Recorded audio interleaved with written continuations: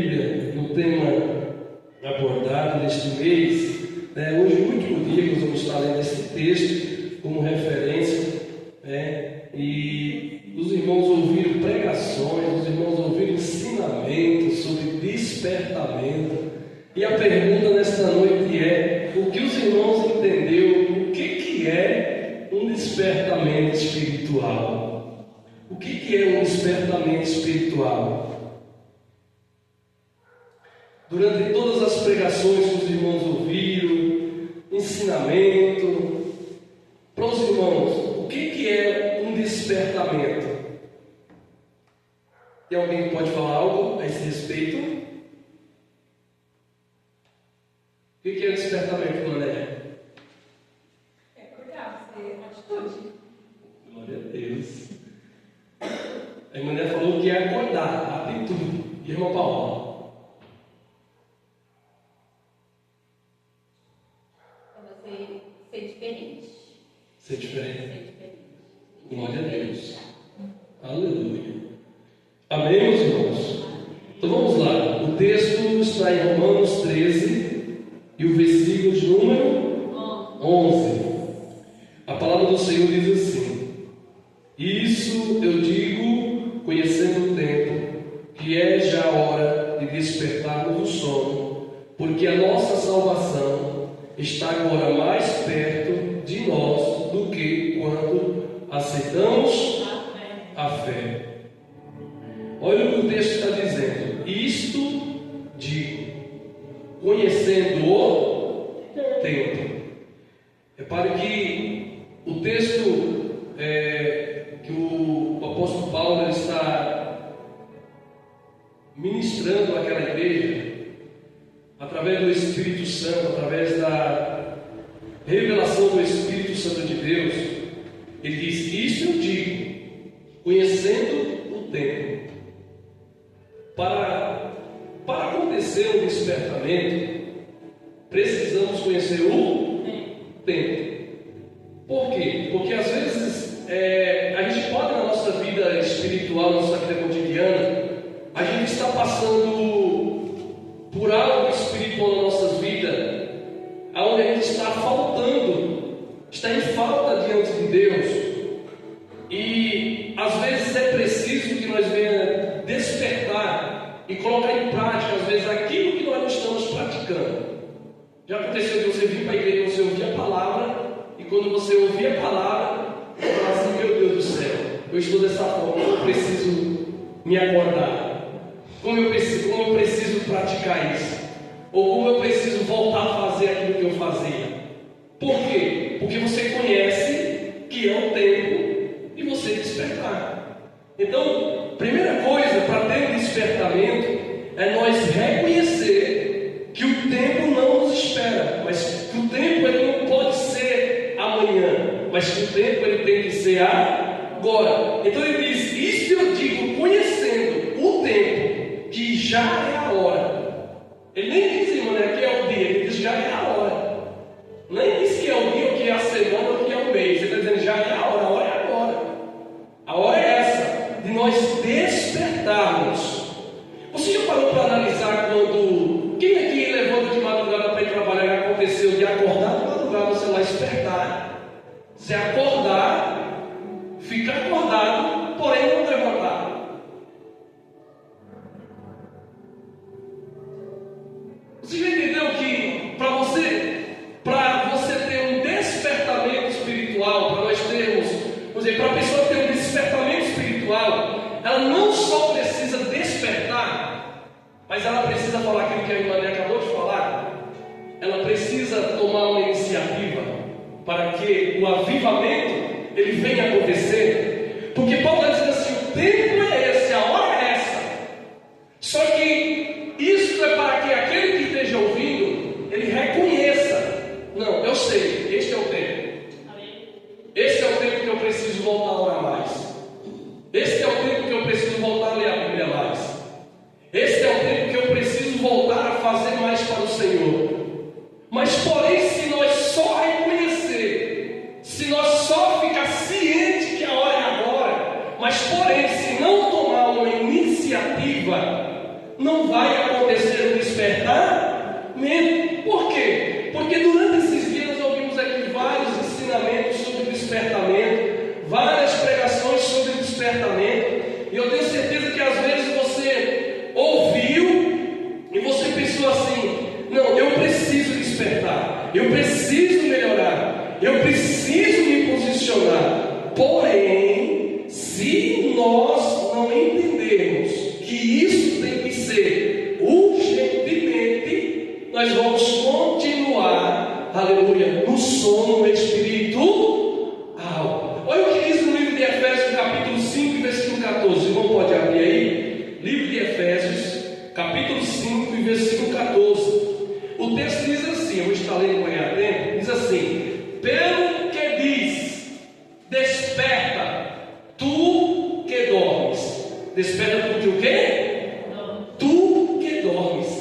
Olha o que Paulo está escrevendo aos Efésios, e olha o que ele está dizendo: pelo que diz, desperta, vírgula, tu que dormes, vírgula de novo. Só até aí? Não, continua. Aí ele diz: e levanta-te de entre os mortos, e Cristo te esclarecerá. Então vê que aqui Paulo está dizendo: desperta. Tá bom, acordei. Estou acordado, estou te ouvindo.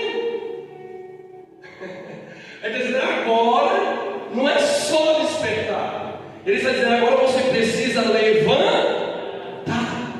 Levantar fala de quê, irmão? Fala de atitude. Então o primeiro passo, irmãos, o primeiro passo é nós reconhecer que já é a hora, que já é o tempo.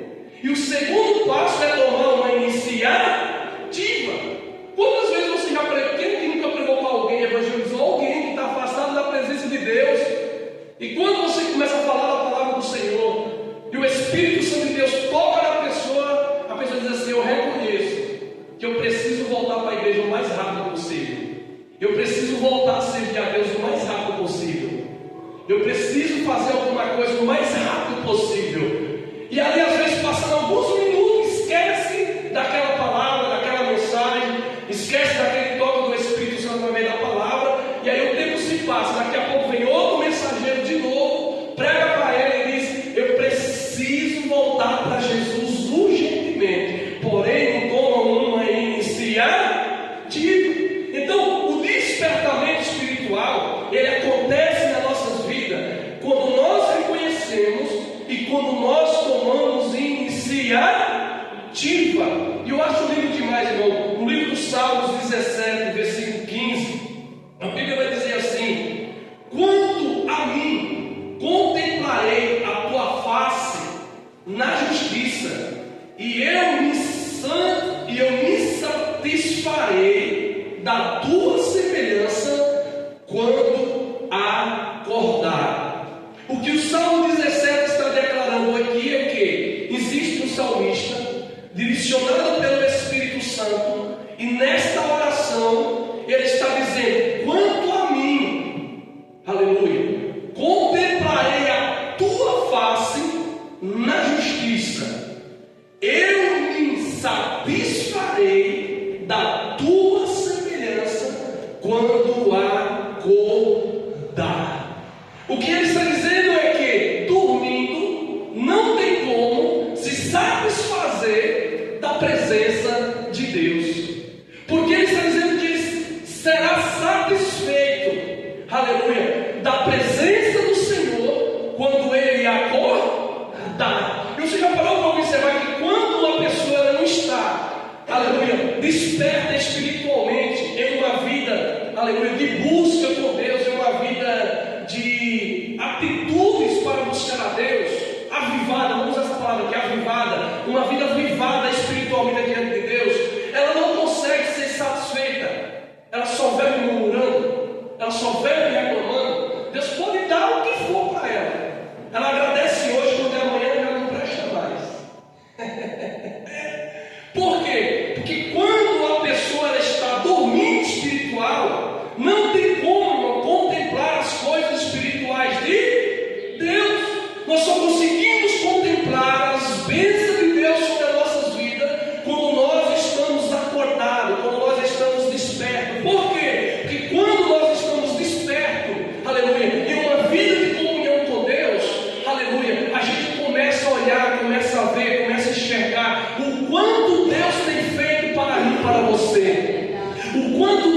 feito sobre as nossas vidas. Eu vou dizer uma coisa para vocês: se nós olharmos para trás de onde Deus nos tirou e o que Deus tem feito nas nossas vidas, tem muita coisa que Deus fez nas nossas vidas, viu? Tem muita bênção para contar. Até não tem, Matias?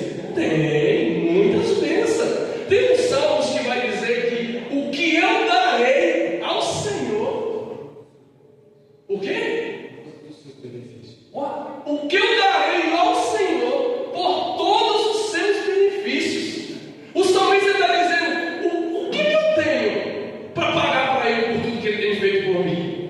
O que eu tenho para dar para Ele em troco? Ele está dizendo: se eu der tudo que eu tenho, isso não é nada adiante daquilo que Deus tem feito pelas nossas vidas. Então, irmão, isso é uma pessoa que está avivada adiante da presença de Deus. Livro do Gênesis 26, versículo 16, diz assim: acordando, pois, Jacó do seu sono, disse: na verdade, o Senhor está neste lugar, e eu não o sabia. Fala assim: Jacó estava dormindo, mas quando ele acorda, ele identifica que o Senhor estava com ele naquele lugar. Aleluia, glórias a Deus, louvado o nome do Senhor. Acabando Jacó de acordar, ele disse: eu sei, na verdade, que o Senhor está neste lugar. Aleluia. Para nós presenciar Deus nas nossas vidas, em meio aos desertos, em meio aos problemas, em meio às dificuldades, em meio às lutas, em meio aos momentos difíceis, em meio aos momentos de bonança, em meio aos momentos de fartura, de escassez, para nós contemplar a presença de Deus em nossas vidas, aleluia, não tem como nós contemplar se nós estivermos desacordados espiritualmente. Mas se nós estivermos acordados espiritualmente, mesmo na luta, mesmo na dificuldade, mesmo nos problemas, mesmo na escassez, mesmo perdendo, você vai ver Deus trabalhando sobre a sua vida. Por quê? Porque o Senhor não está conosco em todos os momentos da nossa vida, para a glória de Deus. 1 Tessalonicenses capítulo 5, versículo 6 diz assim: não durmamos, pois, como os demais, mas vigiemos e sejamos sóbrios. O que o texto está dizendo é que nós, a igreja de Jesus Cristo, nós, o povo de Deus, não podemos dormir como os demais, mas nós precisamos estarmos acordados. Como assim? Estar com a nossa vida espiritual ligada com Deus. E foi isso que Jesus disse: o que foi ligado na terra será ligado no céu. Irmão, a Bíblia diz que Jesus, ele procura os verdadeiros adoradores que adoram o Pai em espírito e em verdade. Os verdadeiros adoradores adoram o Pai em quê? Em espírito e em verdade. É uma adoração fingida? Sim ou não? Mas é uma adoração em verdade? O que é uma adoração em verdade, irmãos? É uma adoração, irmão, pura. É uma adoração convicta. Não é simplesmente você estar aqui sentado na cadeira adorando a Deus e um pensamento lá no outro mundo você cantando: Deus me deu, Deus tomou, bendito seja o nome do Senhor. E a mente está lá naquele probleminha em casa, a mente está lá no serviço, no que deu certo, no que deu errado, a mente está lá longe. Ou seja, você não está em espírito, você não está em verdade. Mas quando, irmão, nós entramos na casa de Deus, em casa, no trabalho, nós estiver, que a gente liga o nosso pensamento no Senhor e a gente começa a adorar Ele, aleluia, imaginando Ele no trono, recebendo adoração, recebendo o nosso louvor, e a gente começa a nos ligar com Ele. Aí Ele diz: eu estou procurando os verdadeiros que me adoram em espírito e em verdade. Aleluia, louvado o nome do Senhor. E para nós adorar Ele em espírito e em verdade, precisamos estarmos desperto, ligado com o trono de Deus. E é mais um aniversário, quer que nós, irmãos, não nos ligamos espiritualmente com Deus. O que o adversário mais quer é que nós ficamos preocupados com muita coisa, preocupados com o dia a dia, preocupados com os problemas, e que nós viemos para a casa do Senhor e adoramos a Ele com o nosso pensamento, com a nossa mente totalmente longe dEle. Mas o Senhor nesta noite nos trouxe aqui, aleluia, através da sua palavra para dizer: eu estou procurando os que me adoram em espírito e em verdade. Tem alguém aí? Pode dar glória para Jesus? Livro de Mateus, capítulo 6, 33. A Bíblia vai dizer, irmão, que quando todos estavam preocupados com o que há de comer, com o que há de vestir, aleluia, aí Jesus chega e entra na cena, e Jesus fala para eles uma palavra muito importante lá em Mateus. Abra aí Mateus, aleluia, capítulo 6, louvado o nome do Senhor. O versículo de número 33, quem encontrou, diga amém. Amém. Quem não encontrou, diga espera, em nome de Jesus. Mateus 6, 33. No versículo 25, um pouquinho atrás, Jesus começa a dizer assim, ó: por isso vos digo, não andeis cuidadosos quanto à vossa vida, pelo que haveis de comer, ou pelo que haveis de beber, e nem quanto ao vosso corpo, pelo que haveis de vestir. Não é a vida mais do que o mantimento, e o corpo mais do que as vestimentas. E ele diz mais no 26: olhai para as aves do céu, que não semeiam, e nem cegam, e nem ajuntam em celeiro, e o vosso Pai Celestial alimenta. Não tendes vós muito mais valor do que elas? No versículo 25 e 26 do capítulo 6 de Mateus, Jesus está dizendo aqui, irmãos, o seguinte: ele está dizendo: olhem para as aves do céu, elas não semeiam, elas não colhem, elas não guardam os seus celeiros, e está dizendo: e o Senhor não deixa faltar nada para elas. Ele está dizendo: se as aves do céu, o Senhor tem todo esse cuidado com elas, imaginam vocês que tem muito mais valor de que as aves do céu. Louvado o nome do Senhor Jesus Cristo. Aí Jesus traz aquela palavra de despertamento. Qual é? O 33. Mas buscai primeiro o reino de Deus e a sua justiça, e todas estas coisas vos serão acrescentadas. Aleluia! Glória seja dada ao nome do Senhor Jesus Cristo. Louvado o nome do Senhor. Jesus Cristo aqui, irmão, ele dá aquele desperta através da palavra, para que eles venham entender que buscar a Deus, servir a Deus, fazer a vontade de Deus é algo que tem que estar em primeiro lugar nas nossas vidas. E eu quero falar com os irmãos rapidamente aqui nesta noite, em quatro princípios que nós precisamos estarmos atentos para que possamos mantermos uma vida de avivamento na presença de Deus. E a primeira coisa que eu quero destacar, irmãos, está lá no livro de Filipenses, capítulo 4, e versículo de número 6, que é sobre a oração. Capítulo 4 de Filipenses, e versículo número 6. Diz assim o texto sagrado: não andei ansiosos por coisa alguma, pelo contrário, seja os vossos pedidos plenamente conhecidos diante de Deus, por meio de oração, súplica, com ações de graça. Seja os vossos pedidos plenamente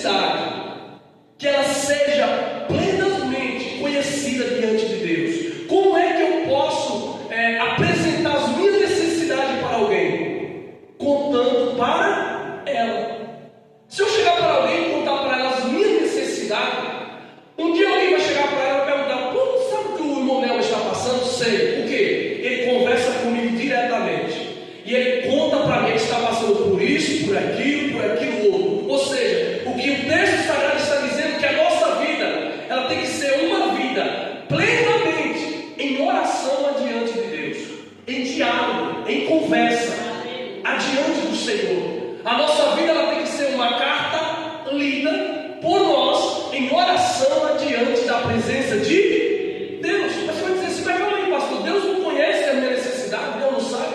A Bíblia diz que Jesus, ele disse que antes de nós pedir, ele já sabia o que nós ia pedir, mas ele quer que nós peçamos. Por que Deus quer que nós pedimos a ele? Por que Jesus chega para o cego e diz para o cego, o que você quer que eu faça? Por que Jesus chega para o paralítico do templo de Betesda, em João capítulo 5, e diz para ele, o que tu quer que eu te faça? Porque Jesus queria ouvir dele, Jesus queria que ele se expressasse, e nós precisamos entender disso, que a oração, irmãos, ela é uma necessidade. Se nós entender que a oração, ela não é simplesmente um pedido, mas ela é uma necessidade de nós manter um relacionamento, uma comunhão com Deus. Já aconteceu com alguém que você está de você ir no médico, o médico te passar uma alimentação para você comer, e uma alimentação que você não gosta de comer? Já passou isso? Já aconteceu? De você ir no médico, você chegar no médico e vai dizer, você come o quê? Eu gosto de comer uma coisa que o presbiteriano gosta muito de falar, né? Lasanha, né? Eu gosto de comer lasanha. Tá bom, então é o seguinte, a partir de hoje você não pode comer mais lasanha porque ela faz mal para o teu problema. A partir de hoje eu quero que você coma uma coisinha mais ou menos gordurosa, né? Uma alface, tal, um tomate, um negocinho assim, tal e tal. Aí você às vezes vai dizer assim, mas eu não gosto de comer essas coisas. Aí vai dizer, mas é uma necessidade. Você precisa comer. Se você não comer isso aqui, você vai morrer. E aí, você prefere morrer ou comer? Prefere comer. Sim ou não? Sim. Eu conheço um camarada que ele dizia para mim assim, se eu beber eu morro, se eu não beber eu morro, eu também não estou bebendo. Um colega de serviço. E eu falava para ele, amado, ele não diz, vai para a igreja, busca Jesus, larga a bebida. Ele falava assim, se eu beber eu morro, se eu não beber eu morro da mesma forma, então eu vou continuar bebendo porque ele gosta de beber. Só que eu fiquei sabendo esses dias de sair da empresa, esse dia eu fiquei sabendo que ele largou a bebida. Aí eu perguntei para o abençoado que me contou, mas por qual motivo ele se converteu a Cristo? E Jesus libertou ele? Não, porque o médico disse que se ele continuasse bebendo, ele ia morrer. O medo. Então o medo de morrer fez com que ele largasse a vida. Por quê? Porque tinha uma necessidade. Então, se nós entender que a oração, irmão, ela é uma necessidade, vai ter de nós esforço para nós orar. Sabe o que é você chegar em casa no serviço, mesmo cansado, exausto, o corpo pedindo para dormir, você dizer assim, eu não tenho força para ajoelhar, não tenho força para orar, o Senhor sabe todas as coisas, eu vou deitar e vou dormir e pronto. Mas se você entender que se você não orar, você vai morrer espiritual, aí você vai dizer, não, eu preciso orar. É uma necessidade de eu orar. Eu preciso orar. Eu preciso orar. Por que eu preciso orar? Eu preciso orar porque se eu não orar, porque a oração ela é uma necessidade. Então, se é uma necessidade, eu tenho que orar. Eu tenho que falar com Deus. Ainda que eu não tenha palavra para orar, mas a Bíblia diz, irmão, em Romanos, que o Espírito Santo, ele intercede com gemido inexprimível. Você está entendendo o que é isso aqui? É você dobrar o joelho, irmão Zé, você não tem palavra para orar, e o Espírito Santo no teu coração colher o desejo, colher as suas intenções, e ele levar diante de Deus e rogar por nós, e ele chorar diante do Pai, pedir por nós, e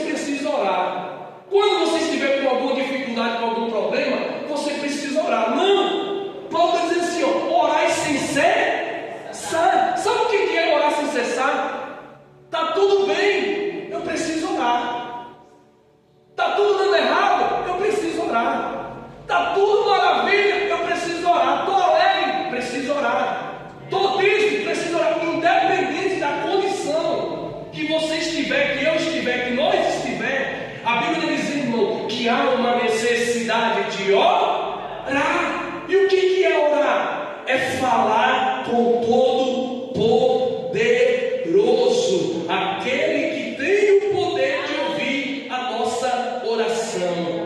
Livro dos Salmos, capítulo 116, versículo 1. Se os irmãos puderem acompanhar aí, Salmos 116 e o verso 1.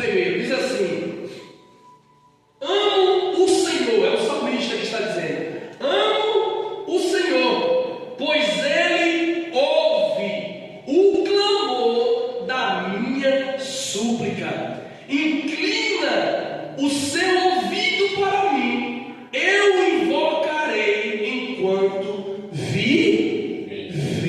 Enquanto o quê? Enquanto estiver dando errado? Enquanto está dando tudo certo?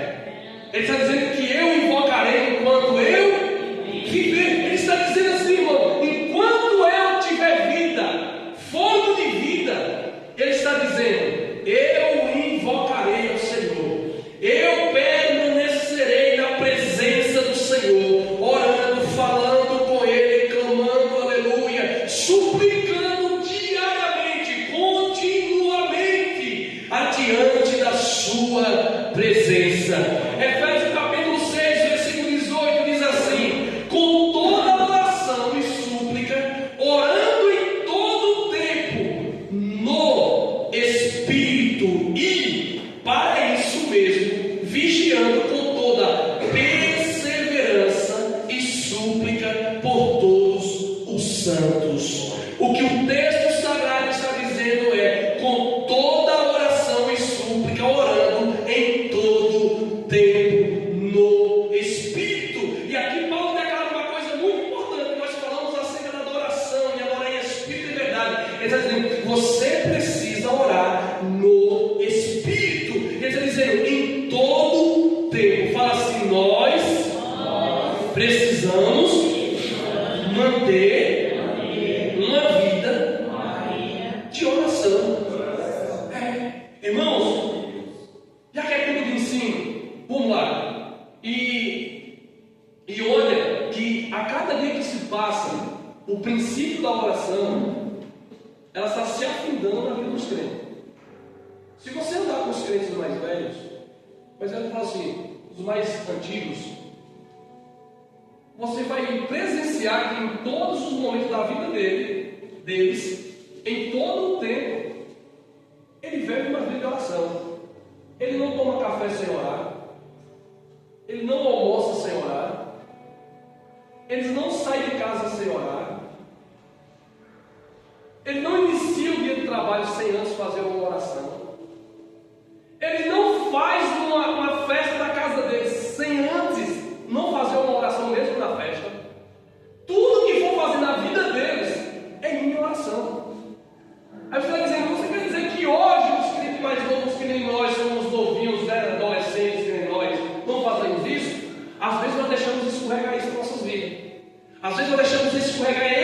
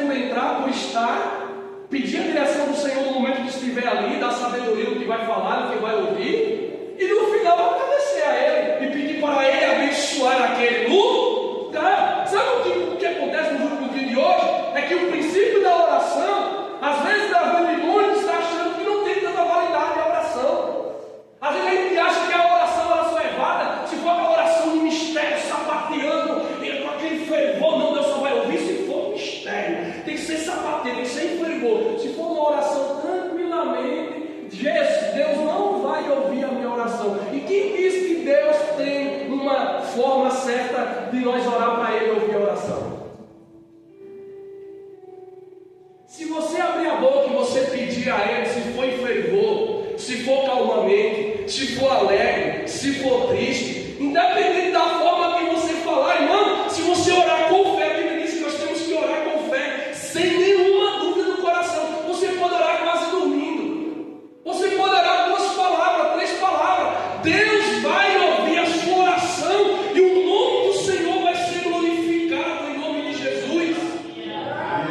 Agora a verdade é, Deus não vai abençoar a casa do irmão, a casa do irmão, a festa do irmão, a festa do irmão, se você não estender a mão, você não orar. Deus não vai abençoar. Agora, se você estender a mão e dizer assim, irmão, vamos fazer uma oração aqui, vamos interceder, vamos fazer uma oração aqui, Deus vai abençoar aqui este lugar. E o nome do Senhor vai ser glorificado. Irmãos, se você soubesse o efeito de uma oração, irmãos. Eu cheguei andando na Bahia, na casa da irmã Andréia, que é a mãe do irmão Tiago, do jovem Tiago, que às vezes vem aqui com a gente. E eles estavam lá, a irmã Andréia e o irmão Tiago da Bahia. E ele chegou 6 dias depois que nós chegamos. E aí eu estava indo um pouco lá para a cidade, mas minha esposa ela falou assim, vamos passar na casa do pai do irmão Dinho, da irmã Andréia, e vamos para ver ele, que eles chegaram agora à tarde. E nós passamos lá. E quando nós passamos lá, chegamos lá, estava com um banquete preparado, a casa lotada de gente, que tinham preparado um bolo, que era aniversário da irmã dela, aquele dia, e fizeram uma surpresa da chegada dela. E quando nós chegamos lá, começamos a conversar, mas vai começar a ver, chegou a hora de partir, de cantar os parabéns. E aí falaram assim, tem que fazer uma oração. Aí falaram assim, quem vai orar? Aí a irmã dela gritou, tem um pastor lá fora, chama o pastor. Aí eu olhei para o lado e disse, deve ter um pastor primeiro. Olhei, não vi nenhum pastor, chegava para mim assim, o senhor vai orar. E eu estava com a garganta inflamada, sem voz, a voz não saía nada. E falou assim, o senhor vai orar. E eu quase, irmão, que dou aquela fugidinha, assim, uma outra para orar, que estou sem voz. Mas eu falei assim, vamos orar. Irmãos, nós levantamos a oração, né? Meu rosto sem voz, eu comecei a orar, com todos reunidos. Quando nós terminamos a oração, o pai da irmã, que estava dentro do quarto, que aceitou Jesus em 2015, quando nós fomos para a Bahia, em uma oração no lar dele, e depois aconteceu um fato que um irmão sem sabedoria foi visitar ele e falou umas coisas com falta de sabedoria e afastou o senhor da presença de Deus, o irmão da casa do Senhor Jesus, e ele disse que não queria ver crente na vida dele mais nunca. E eu cheguei lá, quando nós acabamos de orar, lá no quarto, em cima de uma cama, que está nas últimas, em cima da cama, ele ouviu a oração de lá. E ele falou assim, manda chamar o irmão que orou. Daqui a pouco, lá no fundo da casa, tomando um café, comendo um pedaço de bolo, chegava e falou assim, o seu Daí está chamando lá no quarto. Eu fui lá, chegou lá e falou para mim assim, que tanta sabedoria é essa naquela oração que você está orando? Eu estava ouvindo, e eu senti algo diferente aqui dentro do quarto. Eu falei, não é eu, meu irmão Daí, é o Espírito Santo de Deus. É o Deus Todo-Poderoso que quando nós clamamos, nós chamamos por Ele se manifesta. Ele olhou para mim e falou assim, o senhor pode fazer uma oração aqui por mim? Nós começamos a orar dentro do quarto. Deus derramou uma unção tão grande, irmão, naquele lugar, que as irmãs, os irmãos todos foram convidados. Pessoas que eram crentes, que não eram crentes, começaram a chorar. Pessoas que eram de ministério, que não creem em línguas estranhas, começaram a falar em línguas estranhas lá dentro do quarto. E foi aquele mover o Espírito Santo daquele quarto, para encurtar a história. No outro dia de manhã, a irmã André mandou mensagem para minha esposa, fala para o irmão Nel, que meu pai hoje de manhã levantou, quando nós procuramos ele, estava no terreno, andando, rodeando a casa todo dia, para obrigar a rodeando. Porque Jesus visitou ele através daquela oração. A verdade é, se nós nos manifestar e não estender a mão para orar, Jesus não vai curar. Jesus não vai abençoar. E às vezes Jesus nos leva em um lugar com propósito. E às vezes por nós não viver os princípios da palavra, nós deixamos desejar, sairemos de lugares e o nome do Senhor não foi glorificado, porque eu e você não nos dispusemos a orar e clamar ao Todo-Poderoso. Então, Paulo está dizendo, ore em todo o tempo, ou seja, é aniversário, irmão, ore, é uma reunião no lar, ore, vai visitar o irmão, ore, vai sair de casa para ir trabalhar, ore, vai tomar café, ore, vai almoçar, ore, vai jantar, ore, tudo que você for fazer, viva uma vida de submissão na presença de Deus. E deixa eu te dizer uma coisa, o Espírito Santo de Deus, ele vai reger a sua vida e o nome do Senhor vai ser glorificado. Se você crê, diga amém para Jesus. Segunda coisa, rapidamente, que nós precisamos, irmãos, estarmos atentos para viver o princípio, aleluia, da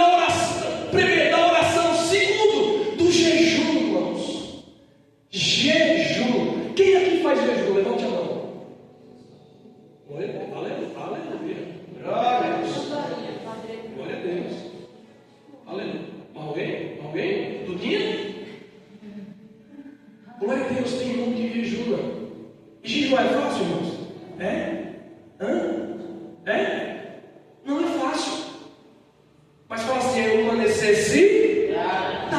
Se nós entendermos que a oração ela é uma necessidade e que o jejum ele é uma necessidade, deixa eu falar uma coisa para os irmãos. Irmãos, pela bondade e misericórdia do Senhor, não é falando isso aqui para se crescer, mas para que o nome do Senhor venha a ser glorificado. Durante os 3 anos que nós pastoreamos aqui nesta igreja, em meias lutas, em meias dificuldades, Jesus, ele sempre agiu aqui neste lugar através da oração e através do jejum. Eu já percebi que quando eu diminuo um pouco o jejum, as coisas começam a ir abaixo. Quando volto a jejuar mais, a ter uma vida de mais entrega, de mais dependência de Deus, Deus começa a trabalhar mais na sua obra. Por quê? Sabe que é porque Deus depende do jejum do pastor? Deus depende do jejum da irmã? Deus depende da oração da irmã, da oração do pastor, para ele abençoar a sua obra? Você acha que Deus depende disso? Não!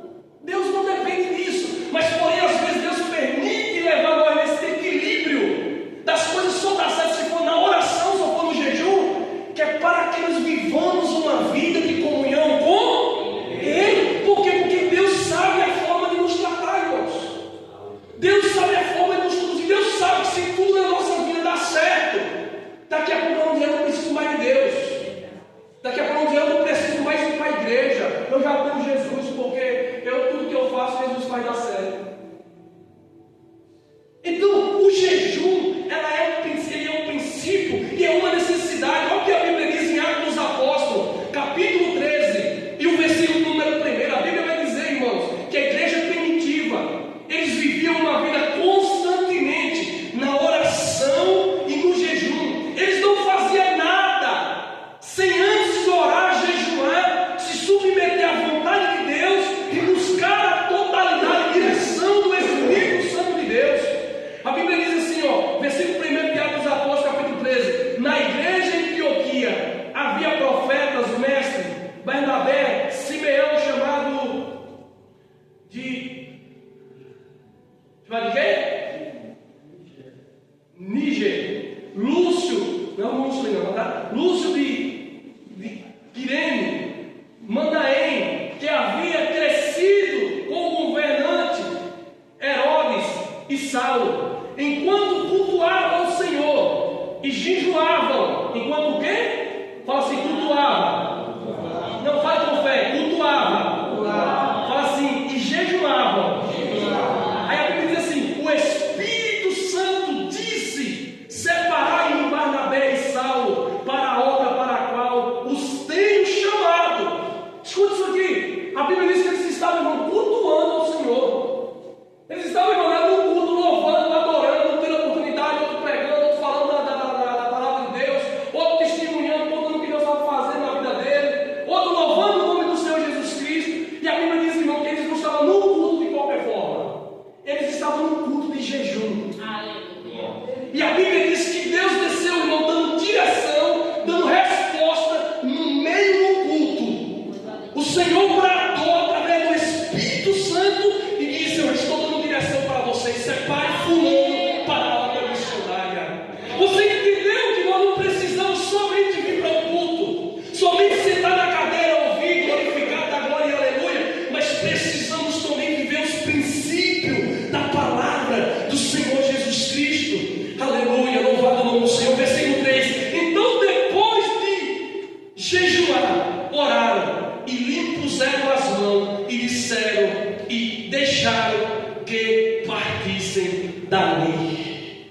Além de Deus dar direção para eles, a Bíblia diz que agora eles vão jejuar e vão orar de novo. Deus deu a direção, mas mesmo Deus dando a direção, mesmo Deus falando como era que era para eles fazer, que era para impor as mãos, enviar eles para a obra missionária, a Bíblia diz que eles continuaram se submetendo. Eles jejuaram de novo, impuseram as mãos em oração, oraram de novo e fizeram conforme o que o Senhor mandou. Aleluia. Está vendo, irmão, que para fazer a vontade de Deus não é só fazer o que Deus manda, mas se preparar, se submeter para fazer conforme a vontade de Deus. Louvado o nome do Senhor Jesus Cristo. Livro de Marcos, capítulo 9, versículo 21 diz assim: quando entrou em casa, seus discípulos lhe perguntaram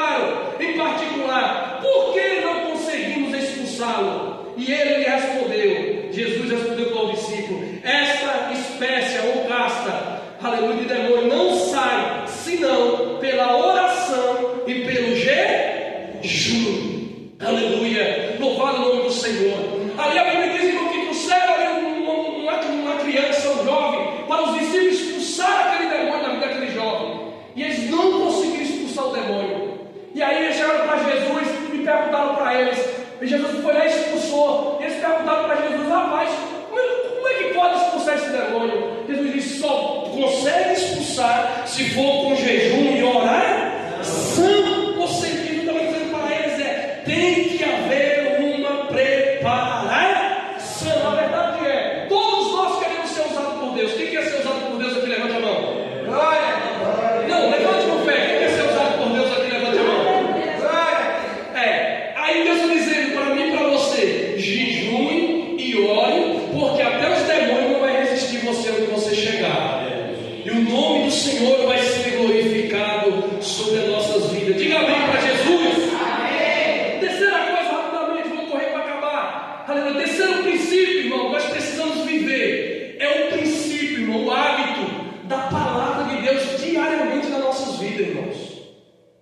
Quem lê a Bíblia todo dia aqui? Quem acorda de manhã, vai lá, abre a Bíblia e já lê a palavra do Senhor logo de manhã quando acorda? Quem tem esse hábito aqui? Levante a mão. 1, 2, 3, 4. Olha o que Deus disse, irmão. Repara só. Deus, depois da morte de Moisés, que foi um grande líder espiritual, foi o homem que abriu o mar vermelho para o povo passar, foi o homem que conduziu o povo pelo deserto. A Bíblia diz que quando ele está prestes a morrer, ou quando ele morre, no capítulo 1 de Josué, versículo 8, o capítulo de Josué, Deus vai falar com Josué. E Deus vai dizer para Josué, dizer assim: assim como eu fui com Moisés, o que Moisés fez, você lembra o que Moisés fez? Lembra? Eu vi tudo, eu presenciei. Assim como eu fui com ele, eu vou ser com você. Eu vou ser contigo da mesma forma. Eu vou andar contigo, eu vou estar contigo. Só que eu te digo uma coisa para você: para você viver o que Moisés viveu, e para eu andar contigo, no versículo 8 ele diz assim: não afaste da tua boca o livro desta lei, antes medita de dia e de noite. Aqui não está dizendo: você vai ler só de manhã, ou você vai ler só à noite, ou você vai ler só quando você chegar no culto. Você vai abrir a Bíblia quando o pregador, ou quando o pastor, ou quando o irmão for ler um versículo. Você vai abrir a Bíblia e você vai ler. Acabou de ler, você vai fechar, guardar, chegar em casa, põe na gaveta, põe lá no armário, põe lá em qualquer canto lá. E tá bom, tá ótimo. Não. Ele está dizendo: você não pode deixar se apartar da sua vida, de dia e de noite, a minha palavra, a minha lei. Por quê? Porque eu te farei prosperar por onde você andar. Eu serei contigo. E é isso, irmão, que nós precisamos, irmão. Sabe o quê? Viver uma vida de submissão a Deus. Oração, jejum e leitura da palavra. Sabe? Antes de você ir em busca daquela porta de emprego, você dobrar o joelho, orar, fazer um jejum, abrir as escrituras sagradas e dizer: Pai, fala comigo, me dá uma direção sobre a tua palavra. Sabe por quê? Porque a Bíblia diz, irmão, que a igreja primitiva eles jejuavam, oravam, mas a Bíblia diz que a palavra desceu, o Espírito do Senhor desceu dentro da congregação na hora do culto. Acabamos de ler aqui. E deu uma direção para eles.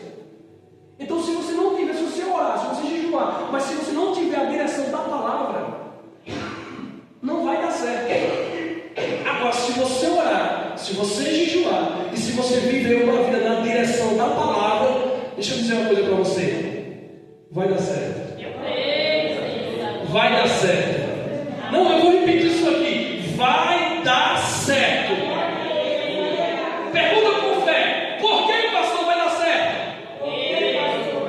Porque a Bíblia diz que Josué, irmão, deu tudo certo no ministério de Josué. A Bíblia diz que tinha uma muralha gigante na frente dele. E o Senhor disse para ele: olha, rodeia 7 dias. Todo dia tu vai rodear as muralhas. Todo dia. E no último dia tu vai mandar os levitas, vai mandar tocar as trombetas, vai mandar fazer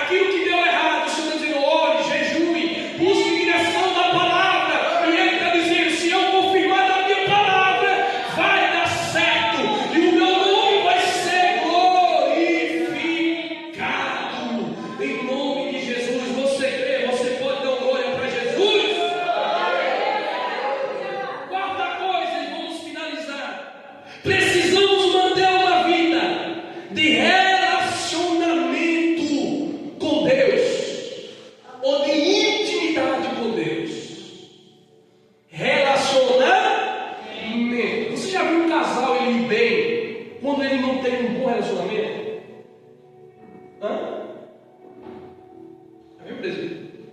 O casal viveu uma convivência maravilhosa sem ter um bom relacionamento. Você já viu? Não. Hã? Não é um casal. Sempre quando você vai ouvir um alguém que o casamento está indo abaixo, sempre que você vai ouvir, um dia desse eu ouvi uma jovem lá em casa, lá na loja da minha esposa, uma jovem não crente, filha de crente, ela falou para mim assim: pastor, olha que o meu casamento está indo abaixo. Eu perguntei para ela: por que está indo abaixo? Não está tendo mais relacionamento, dorme de costas um para o outro, chega do serviço, o marido nem pergunta como é que eu estou, nem como é que está, sabe, não manda uma mensagem para mim, não me dá atenção, sai com os amigos, chega de manhã, e eu vou sair para ir trabalhar de manhã, ele está chegando na balada de manhã, e aí está daquele jeito. Eu entendi tudo, que o fim do casamento é porque não está tendo um bom relacionamento.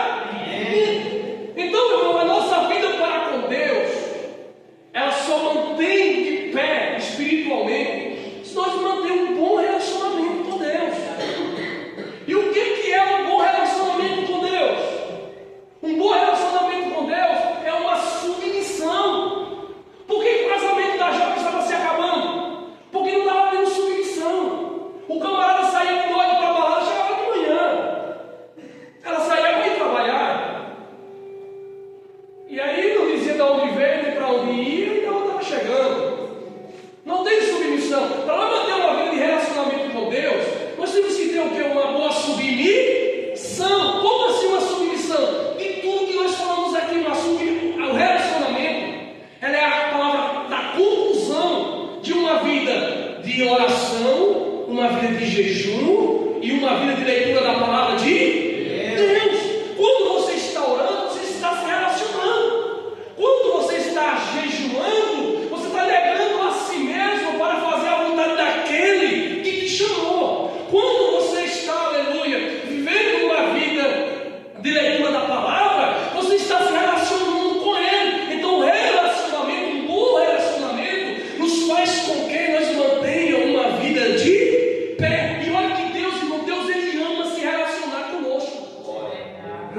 Olha o que a Bíblia diz no livro de Gênesis, capítulo 3, no versículo número 14.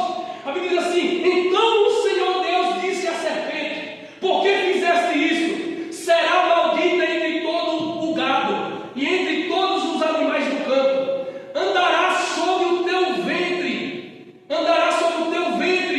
e comerás do pó todos os dias da tua vida. Porém, inimizade entre ti e a mulher, e entre a tua descendência, e a descendência da mulher, esta te ferirá a cabeça, e tu lhe ferirás o calcanhar. Sabe o que Deus está dizendo aqui, irmão? Adão e Eva tinham um bom relacionamento com Deus, porque todos os dias à tarde Deus descia no jardim, e Deus, aleluia, dialogava com Adão, aleluia, tinha um relacionamento entre Adão e Deus, e a Bíblia diz que por ele pecar, ele perdeu, irmão, esse relacionamento com Deus. Mas quando ele perde, a Bíblia diz, irmão, que mesmo Deus tirando eles do jardim, jogando para fora, mas o Senhor liberou uma profecia, e a profecia foi: da semente da mulher nascerá um, e este um pisará a cabeça da serpente. Sabe o que ele estava dizendo? Que Jesus viria para nos resgatar e nos levar de volta a uma vida de intimidade, de relacionamento para com Deus. É por isso que a Bíblia diz, porque quando Jesus morre na cruz do Calvário e o seu sangue foi vertido, a Bíblia diz que o véu se rasgou de alto a baixo, e agora nós temos um livre acesso à presença de Deus. Aleluia, louvado o nome do Senhor Jesus Cristo. Você pode levantar uma mão para o céu e dar glória para Ele na sua palavra. Fala assim: o Senhor, Ele quer que nós nos relacionemos com Ele. Concluo dizendo: você já viu um crente que vive na oração, no jejum, da leitura da palavra, em uma vida de intimidade com Deus? Você já viu falar que ele se afastou da presença de Deus? Já? Já viu alguém chegar para você e dizer assim: eu me afastei da casa da igreja porque eu estava orando, eu estava jejuando, eu estava lendo a Bíblia, eu vivi uma vida totalmente em comunhão com Deus. Já viu alguém chegar para você falar isso?